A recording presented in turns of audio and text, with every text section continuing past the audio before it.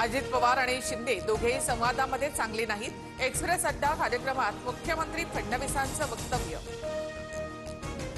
मुख्यमंत्र्यांनी चार भिंतीच्या आत बोलायला हवं होतं। मुख्यमंत्र्यांच्या अशा वक्तव्याने संभ्रम निर्माण होतो। फडणवीसांच्या शिंदे आणि अजित पवारांसंदर्भातील वक्तव्यावर अमोल मिटकरी यांची प्रतिक्रिया। माझी अवकात नसेल तर शिंदेच्या कार्यकर्त्यांना दुर्लक्ष करायला सांगा। मुख्यमंत्री फडणवीसांच्या वक्तव्यानंतर कुणाल कामराचं ट्विट। तर ऑक्टोबरमध्ये महाराष्ट्रामध्ये शो करणार, कुणाल कामराकडून स्पष्ट।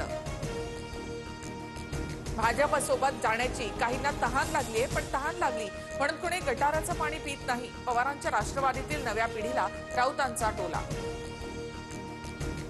8 दिवसापासून धनंजय मुंडेंकडून इगतपुरीमधील विपश्यना केंद्रात ध्यानसाधना। इगतपुरीमधील धम्मगिरी या ठिकाणी धनंजय मुंडे ध्यानसाधना करत असल्याची माहिती।